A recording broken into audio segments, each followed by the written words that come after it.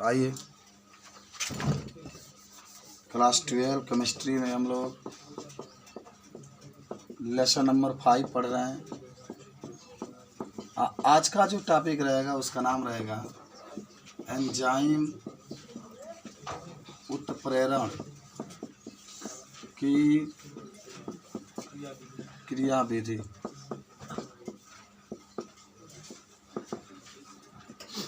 Enzyme उत्प्रेरण की क्रियाविधि। आप इसके बारे में अगर बताना चाहें तो क्या क्या बता सकते हैं? देखिए ध्यान से, पहले तो आप पढ़े होंगे सभी लोग, एक अभिकारक और एक उत्प्रेरक, याद है? वहीं से क्रिया शुरू होती है। देखो एंजाइम ले लो, यहाँ पर नीचे लिखते हैं।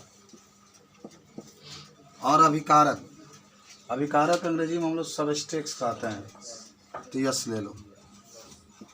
और एंजाइम जो होता है उसका आकार एकदम इस तरीके से बना लो। देखो इस कलम से बनाते हैं, ये आकार का, ये एंजाइम आता है।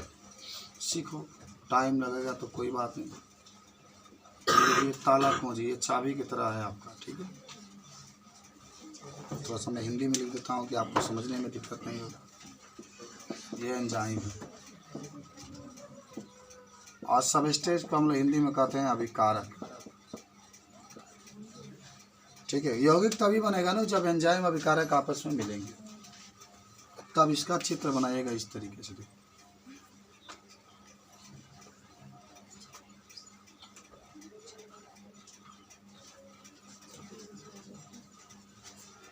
ये आपके अभिकारक है। एक विशेष आकृति की इसको बनाया जाता है। ऐसे बनाया जाता है कि जाकर इसमें सेट हो जाए, माने दोनों आपस में मिल जाए। जितने अच्छे से मिलेंगे उतना ही क्रिया तेजी से होती है।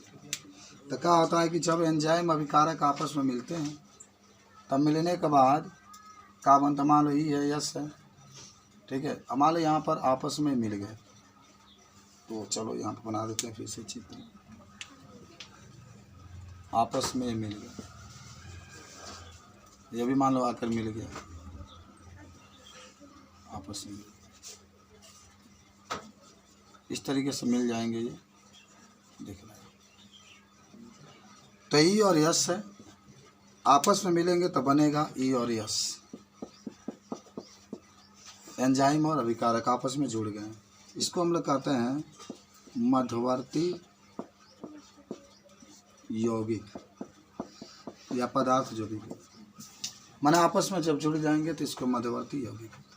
फिर यहाँ से क्रिया होगी, तब यहाँ से क्या बनेगा? E plus P, E plus E को हम लोग कहेंगे एंजाइम,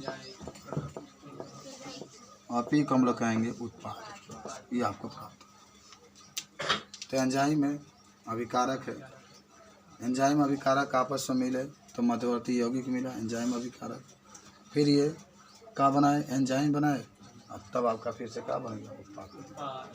यही पूरी प्रक्रिया आपका है एंजाइम उत्प्रेरण की क्रिया, ठीक है? तो थोड़ा सा मैं आपको लिख देता हूँ यहाँ पर, आप लोग चित्र बना लीजिए।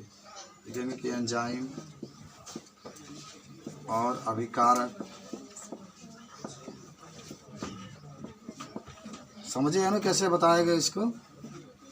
एक विशेष आकार में होते हैं, एक विशेष आकार में होते हैं, तथा जब दोनों आपस में मिलते हैं, जब दोनों आपस में मिलते हैं तो मध्यवर्ती यौगिक का निर्माण होता है,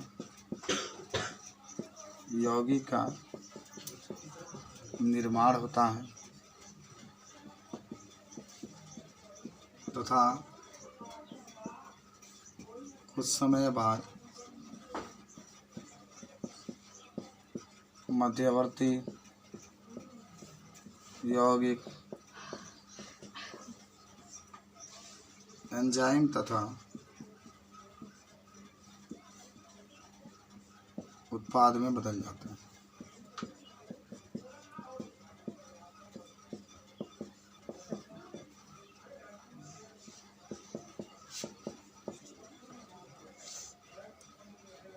एंजाइम की क्रियाविधि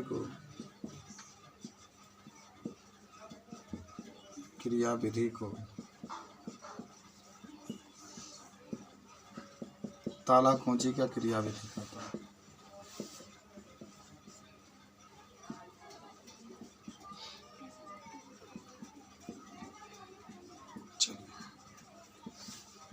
बहुत ही छोटा सा हेडिंग था आपका। उम्मीद करते हैं कि आप समझ गए होंगे और बोर्ड में आएगा तो आप इसको आराम से क्या कर सकते हैं, लिख सकते हैं।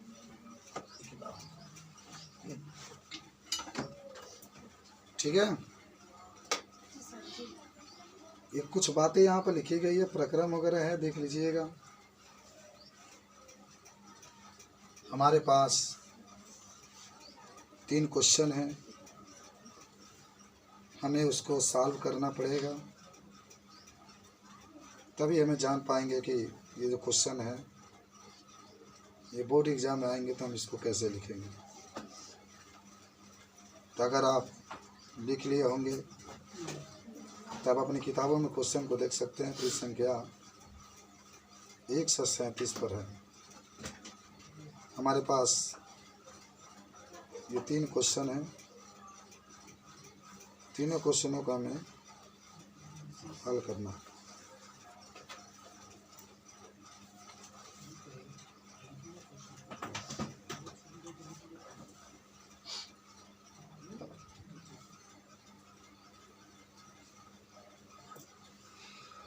चलो मिटाएं इसको।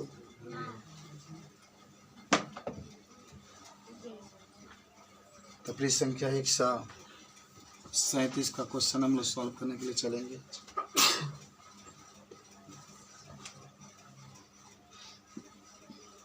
Page number 137। 3 क्वेश्चन आपके दिए गए हैं, तीनों क्वेश्चन को सॉल्व करेंगे। 4, 5, 6 पाठनीय प्रश्न है ये। इन तीनों क्वेश्चनों को हम लोग सॉल्व करेंगे। मिटा दे इसको, बहुत तेज लिखो यार, इतना धीरे लिखोगे तो इंटर में पढ़ता है, लिखने में 20 मिनट लगा दोगे तो टाइम ऐसे ही बर्बाद हो जाएगा। एक बार पढ़ लो पूरा, अपने विचार से लिख लो।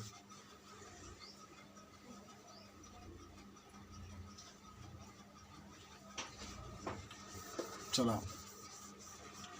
देखो, अब आप देख के लिखते रहिएगा। क्वेश्चन नंबर हम लोग पढ़ रहे हैं पृष्ठ संख्या 137 का 4, 5, 6। क्वेश्चन 1 आपका कह रहा है, देखो ध्यान से, कह रहा है कि हाइबर प्रक्रम में हाइड्रोजन को Ni यानी निकिल ऑक्साइड उत्प्रेरक की उपस्थिति में मीथेन के साथ भाप की अभिक्रिया द्वारा प्राप्त किया जाता है। देख रहा है, हाइबर प्रक्रम में हाइड्रोजन को NiO उत्प्रेरक की उपस्थिति में मीथेन के साथ भाप की अभिक्रिया द्वारा प्राप्त किया जाता है। देखो, जिसे इस प्रक्रम को भाप पुनः संभावना कहते हैं। अमोनिया प्राप्त करने के हाइबर प्रक्रम में कार्बन मोनोऑक्साइड को हटाना क्यों आवश्यक है, बताइए। जो हाइबर प्रक्रम द्वारा अमोनिया बनाया जाता है तो उसमें कार्बन मोनोऑक्साइड भी बनता है। कह रहा है क्वेश्चन में, कार्बन मोनोऑक्साइड को हटाना क्यों जरूरी है। भाई देखो, जो कार्बन मोनोऑक्साइड होता है वह उत्प्रेरक विष के रूप में कार्य करता है, और आप तो पढ़े होंगे उत्प्रेरक विष का मतलब रासायनिक अभिक्रिया को वेग को कम कर दे। तो भाई मान लो बन रहा है और वो कम कर रहे तो उसको हटाना जरूरी है ना, तो उत्तर में लिख लो। देखो एनसीईआरटी के जितने क्वेश्चन हैं, ठीक है ना, आप उसको जरूर टच करिएगा, आप उसको हल करिएगा। किताब में से ही पूछा जाएगा पूरा क्वेश्चन, ये नहीं पढ़े रहेंगे तो आपको दिक्कत होगा। लिख लो, कार्बन मोनोऑक्साइड CO होता है, उत्प्रेरक विष के तरह कार्य करता है,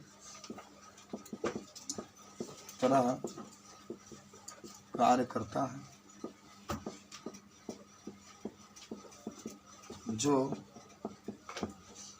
अमोनिया को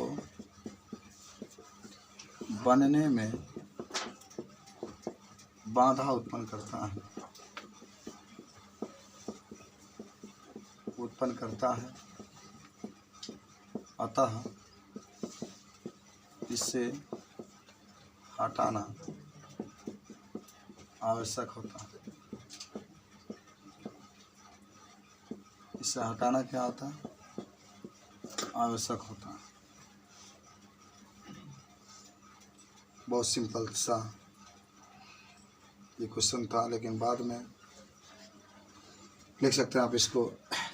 चलो आ जाओ, ये क्वेश्चन नंबर किसका 4 नंबर का शायद उत्तर था, 5 नंबर के उत्तर पर चलते होंगे।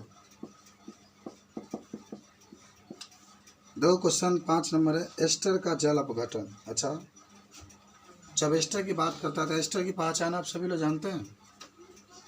हाँ, दोनों तरफ आर होता है, बीच में सी डबल हो जाता है। पहला प्रश्न में एस्टर का जल अपघटन। चलिए, जल अपघटन का मतलब जल से क्रिया कराएंगे और ये टूटेगा, तो टूटेगा तो बनेगा R C double O H plus R dash O H. Ester इसको कहते हैं, आप याद रखिएगा। ये जल है, इसको क्या कहेंगे? कार्बोक्सिलिक अम्ल कहते हैं, सी डबल ओ एच होता है। तो अब इसमें जो भी होगा, अगर CH3 जोड़ देंगे तो मेथनोइक अम्ल हो जाएगा, एथनोइक अम्ल हो जाएगा। ये क्या है? एल्कोहल है। क्यों एल्कोहल है? आप पढ़ रहे होंगे तो उसमें पूरा आपको बताया गया होगा। सेकेंड केमिस्ट्री में जब पढ़ रहे होंगे तो पूरा आपको बताया गया होगा कि हेल एल्किन बनाया जाता है, तो एल्कोहल का प्रयोग करके कैसे बनाया जाता है। ठीक है, तो क्वेश्चन अब एक बार हम लोग चलते हैं। कह रहा एस्टर का जल अपघटन। चलो, हमने एस्टर लिया, जल अपघटन कराया, तो कह रहा है कि प्रारंभ में क्रिया धीमा होता है, लेकिन कुछ समय बाद यह क्रिया बहुत क्या होती है? तेजी के साथ होने लगती है। क्यों ऐसा होता है? जरा सोचो। ये क्रिया शुरुआत में धीमा होती है, बाद में तेज हो जाती है। इसका मतलब क्या हुआ कि इसके माने जो उत्पाद बनता है कार्बोक्सिलिक अम्ल, ये स्व उत्प्रेरक का कार्य करने लगता है। आप पढ़े भी होंगे कि किसी रासायनिक अभिक्रिया में कोई उत्पाद जब बनता है और वही उत्पाद उत्प्रेरक का कार्य करने लगता है, तो उसको स्व उत्प्रेरक कहते हैं। तो जो पहले तो धीरा होता है, एस्टर है, एस्टर में आपने जल मिलाया तो पहले क्रिया धीरे धीरे होती है, और धीरे धीरे होती है तो ये जब बन जाता है कार्बोक्सिलिक अम्ल, तो क्रिया तेजी से होने लगती है। क्यों? क्योंकि जो कार्बोक्सिलिक अम्ल होता है वह स्व उत्प्रेरक का कार्य करने लगता है। लिखा जाएगा ऐसा क्वेश्चन तो? अच्छा, लिखो लिखो लिखो। एस्टर के जल अपघटन की क्रिया प्रारंभ में धीमा होती है। प्रारंभ में धीमा होती है और जब उत्पाद के रूप में कार्बोक्सिलिक अम्ल का निर्माण हो जाता है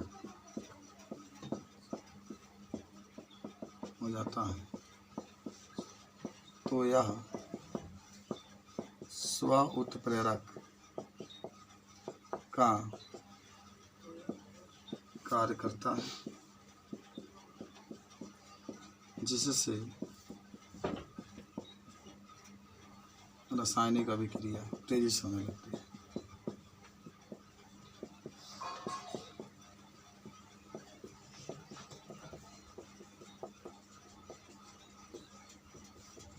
ठीक है, ये एस्टर है, ये जल है, ये कार्बोक्सिलिक अम्ल बना और फिर अल्कोहल बना। तो पहले तो धीमा होता है, क्योंकि कार्बोक्सिलिक अम्ल जब बनता है तो धीमा होता है, जब बन जाता है तो ये किसका कार्य करने लगता है? उत्प्रेरक, स्व उत्प्रेरक क्रिया तेजी से। अच्छा, क्वेश्चन नंबर आपके 6 नंबर कहता है कि उत्प्रेरण के प्रक्रम में विशोषण की क्या भूमिका है? आपको याद होगा विशोषण के में आपको मैंने बताया था कि किसी रासायनिक अभिक्रिया में या अधिशोषण की क्रिया में जो अधिशोषक के ऊपर आकर चिपके रहते हैं, जब हम उसको हटा देते हैं तो उसको विशोषण कहते हैं। मान लो पहले ही पूरा भर जाएगा तो क्रिया धीरे धीरे होती है। और जब विशोषण के द्वारा जो अपशिष्ट पदार्थ अधिशोषक के ऊपर होता है, जब उसको हटा देते हैं तो क्रिया तेजी से होने लगती है। तो हम लोग आओ प्रश्न संख्या 6 का भी उत्तर लिख लेता है। ये क्वेश्चन आपका था क्वेश्चन नंबर 6 का उत्तर हम लोग अब लिखेंगे। और लिखेंगे विशोषण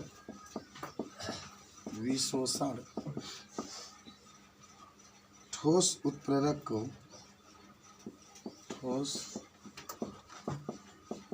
उत्प्रेरक की सतह को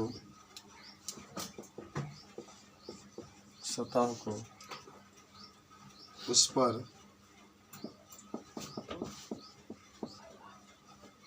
पर अभिकारकों के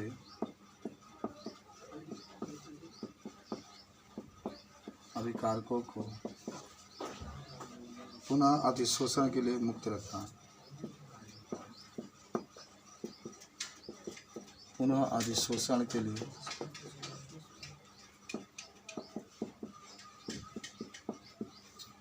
मुक्त रखता है। मन हटा देंगे तो क्रिया फिर तेजी के साथ होती है, ये जरूर याद रखना।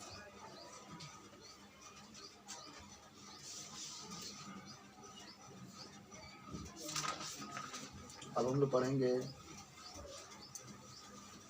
पदार्थ का वर्गीकरण। क्या आपको दिक्कत है इसमें? कुछ कोई दिक्कत नहीं होनी चाहिए, इसको मिटा दें। अब हमारे पास टॉपिक देखो कोलाइडी का वर्गीकरण आया है। पहले हम लोग पदार्थ का वर्गीकरण पढ़ेंगे। किसका? पदार्थ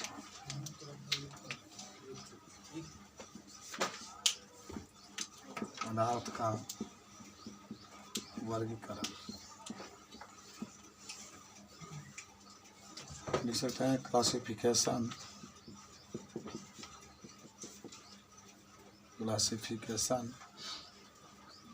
ऑफ सबस्टेंस। एक वैज्ञानिक आते हैं जिनका नाम है थॉमस ग्राहम। और जब थॉमस ग्राहम आते हैं तो पदार्थ को 2 भागों में बांटते हैं। आज याद करो, जो पहला भाग होता है उसका नाम होता है क्रिस्टलाभ, और जो दूसरा होता है उसका नाम होता है कोलाइड। पहले समझो तब लिखना। थॉमस ग्राहम एक वैज्ञानिक हैं जो रासायनिक अभिक्रिया होती है उसमें जो पदार्थ होते हैं 2 भागों में बांटते हैं। पहला जो होता है उसका नाम होता है क्रिस्टलाभ, ठीक है, और दूसरा होता है कोलाइड। हालांकि इस पाठ में क्रिस्टलाभ के बारे में नहीं दिया, लेकिन आपको जानना जरूरी है। और एक कोलाइड है। अब क्रिस्टलाभ क्या होता है देखो हम बताते हैं। जैसे एक चरम पत्र झिल्ली होता है, जैसे आप चाय छानने के लिए चाय पत्ती का यूज करते हैं ना, उसी तरीके से झिल्ली होती है। तो आप इसमें कहेंगे कि जब किसी चरम पत्र झिल्ली पर, आराम से समझना मैं क्या बता रहा हूँ, कुछ चरम पत्र झिल्ली है, उसमें कोई विलयन डालते हैं उसके ऊपर, और विलयन के कण यदि चरम पत्र झिल्ली से आर पार निकल जाते हैं, नीचे गिर जाते हैं। क्या कहा गया कि कोई आपके पास चरम पत्र झिल्ली है, उसको अंग्रेजी में आप एक और नाम से भी जानते होंगे, अर्धपारगम्य झिल्ली। कागज़ होता है, इसके ऊपर हम लोग क्या करते हैं, विलयन को डालें, और विलयन के डालने के बाद जब विलयन के कण इसके क्या होते हैं, नीचे गिर जाते हैं, तो इसको क्रिस्टलाभ कहते हैं। जैसे अगर पानी में नमक घोल दें, पानी में क्या कर दें, नमक घोल दें, और इसके ऊपर डालेंगे तो ये आर पार निकल जाएगा। पानी में चीनी घोल दें तभी डालेंगे तो आर पार निकल जाएगा। पानी में यूरिया घोल दें तभी डालेंगे तो आपका ये आर पार निकल जाएगा। इससे क्रिस्टलाभ कहते हैं। जब आप चरम पत्र झिल्ली पर डालेंगे और नीचे आर पार निकल जाएगा तब। ठीक है, पानी और चीनी, पानी और नमक, पानी और यूरिया, ये सब माने जन घुल जाएगा ना इसमें निकल सकता है। लेकिन हमारे जो किताब है, इस किताब में एकदम याद रखेंगे, जो पूरा जिक्र करना है उसका नाम है कोलाइड, कोलाइडी या कोलाइडी विलयन। तो इसका क्रिस्टलाभ का उल्टा करेंगे, कहेंगे कि ऐसे विलयन जिसको चरम पत्र झिल्ली पर डालने पर वह चरम पत्र झिल्ली से नीचे नहीं गिरता है। ऐसे विलयन जिसको आप चरम पत्र झिल्ली पर डाले और चरम पत्र झिल्ली पर डालने पर क्या होता है, नीचे नहीं गिरता है, तो उसको हम लोग कहते हैं कोलाइडी, गोद जैसे कह सकते हैं, गोद। जिलेटिन भी आप कह सकते हो, गोरे टाइप का भी होता है, ये आर पार नहीं निकलता है, तब इसको कोलाइड कहते हैं। तो पहले दोनों को क्लियर करते हैं, तब उसके बाद से कोलाइडी का वर्गीकरण बताते हैं। देखिए लिखेंगे, थॉमस ग्राहम नामक वैज्ञानिक ने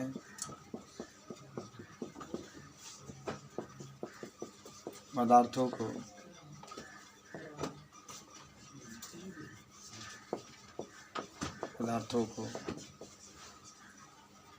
मुख्य रूप से दो भागों में बांटा।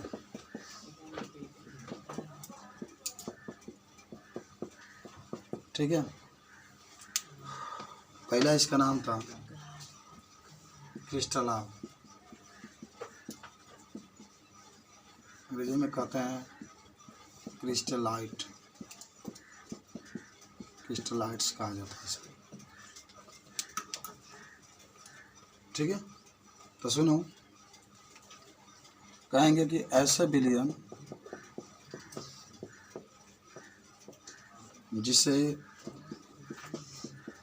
चरम पत्र झिल्ली पर डालने पर, चरम पत्र झिल्ली पर डालने पर वह चरम पत्र झिल्ली से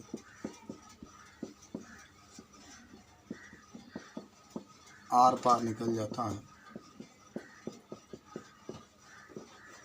आर पार निकल जाता है, तो उसे क्रिस्टलाभ कहते हैं।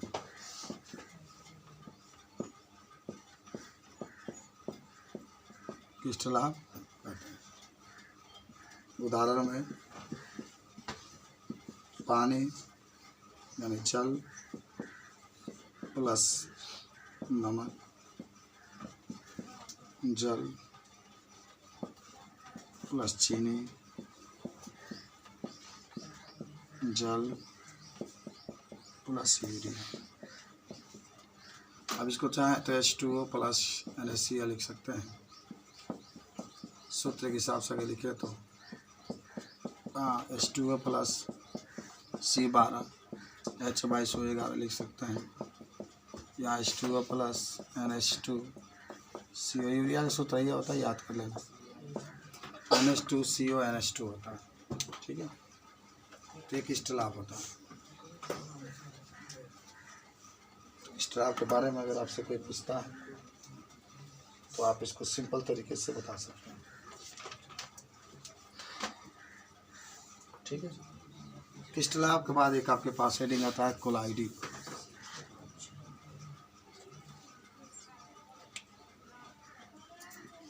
कोलाइडी कोलाइडल इसे कहा जाता है, कोलाइडल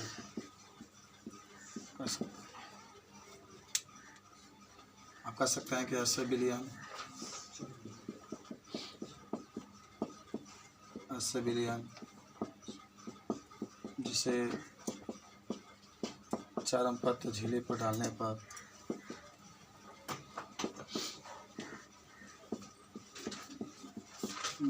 पर वह आर पार नहीं निकल पाता है,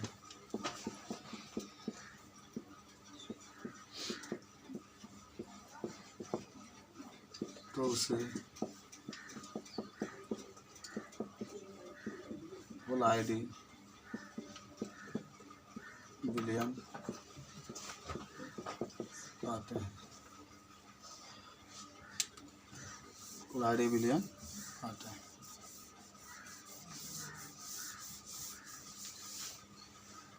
आगे लिख लेना, उदाहरण में आप गोद लिख सकते हैं, जिलेटिन लिख सकते हैं।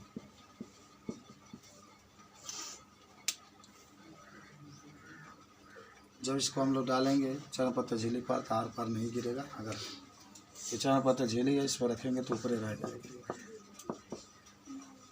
ये आपके कोलाइडी होता है, ठीक है।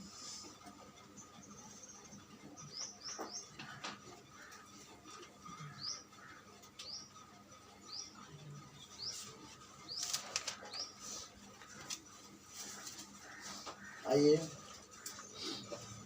कोलाइडी का वर्गीकरण के बारे में पढ़ेंगे। कोलाइडी का वर्गीकरण समझे ना, कोलाइडी पिस्टला कोलाइडी सब पूछा जाता है, तो इसके बारे में आप पूरा बता सकते हैं। अब आइए कोलाइडी का वर्गीकरण हम आपको बता दें। कोलाइडी के वर्गीकरण में 3 भाग में इसको बांटा गया। किताब में आपका लिखा गया, देख लीजिएगा। पहला, परिक्षिप्त प्रवस्था और परिक्षेपण माध्यम के भौतिक अवस्था के आधार। परिक्षिप्त प्रवस्था एवं परिक्षेपण माध्यम के आधार पर। और दूसरा है परिक्षिप्त प्रवस्था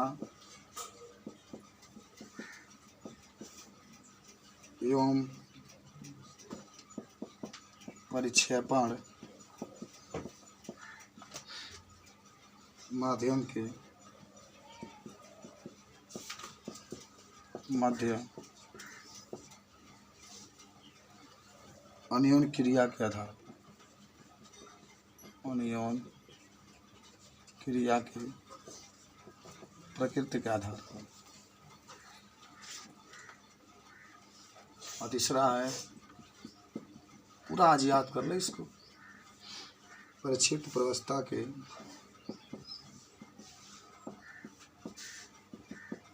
कणों के आधार पर, कणों के प्रकार। लगातार आपको परेशानियां में हो रही होगी कि आखिर परिक्षिप्त प्रवस्था और परिक्षेपण माध्यम क्या होता है। देखिए, जैसे आपने विलयन में विलय और विलाय के बारे में सुना था कि विलयन में जिसकी मात्रा कम होती है उसको विलय कहते हैं, और विलयन में जिसकी मात्रा अधिक होती है उसको विलाय कहते हैं। सेम वही बात होगी कोलाइडी विलयन में जिसकी मात्रा, देखो दूध भी एक कोलाइडी है। आप 1 लीटर दूध लेते हैं तो लगभग आप जानते भी होंगे, उसमें मैक्सिमम की बात किया जाए तो 700 ग्राम पानी होता है, 300 ग्राम खोआ वगैरह निकलता है। तो 700 ग्राम जो आप देख रहे हैं ये विलायक होगा, इसकी मात्रा अधिक है, पानी की मात्रा अधिक, और 300 ग्राम विलय होगा। अगर विलयन के हिसाब से परिभाषा देते हैं, लेकिन दूध एक कोलाइडी विलयन है। बहुत अच्छा इसका एग्जाम्पल कर सकते हैं आप। तो दूध में जो पानी की मात्रा 700 ग्राम हम बता रहे हैं, इसको परिक्षेपण माध्यम पर। परिक्षेपण इतनी बड़ा शब्द है तो बड़ा में बड़ा आता है, आपका बड़ा वाला जो मान होता है विलाय का। तो कोलाइडी विलयन में जिसकी मात्रा अधिक होती है उसको परिक्षेपण माध्यम, और जिसकी मात्रा कम होती है उसको परिक्षिप्त माध्यम, परिक्षिप्त प्रवस्था का। इसके आधार पर विलयन को हम लोग 8 भागों में बांटे हैं, लेकिन कल इसके बारे में हम लोग पढ़ेंगे। आज 2 शब्द का और बारे में हम लोग लिखते हैं, तो सब लिख लीजिए आप लोग, एक हेडिंग बना लीजिए, परिक्षेपण माध्यम।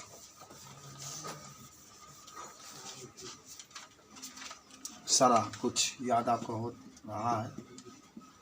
परिक्षेपण माध्यम याद है ना, ये दोनों बातें, परिक्षेपण माध्यम, परिक्षिप्त कोलाइडी विलयन को। तो लिखो कोलाइडी विलयन में जिसकी मात्रा अधिक होती है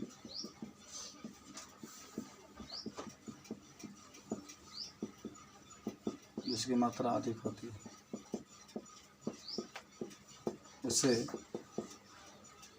परिक्षेपण माध्यम कहते हैं।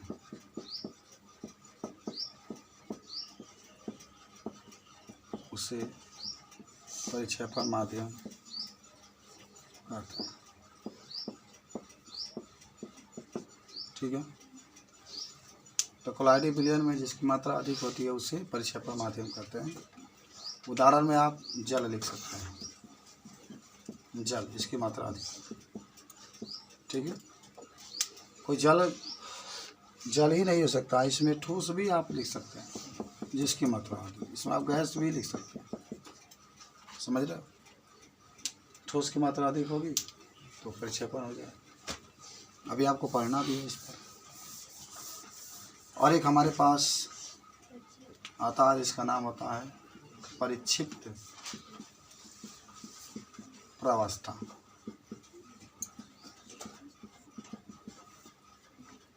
अब इसे तक कोलाइडी विलयन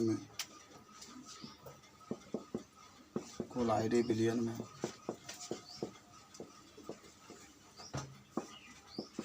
जिसकी मात्रा कम होती है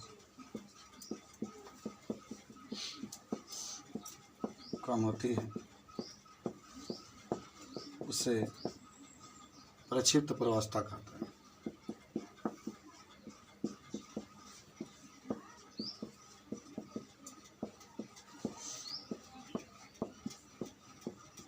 कोलाइडी विलयन में जिसकी मात्रा क्या होती है, अधिक होती है, कम होती है, उसको परिक्षिप्त प्रावस्था कहते हैं। इसमें भी अब उदाहरण में तो कुछ भी हो सकता है। जिसकी मात्रा कम हो, नमक की मात्रा अधिक मान लीजिए कम होती है, चीनी की मात्रा कम होती है,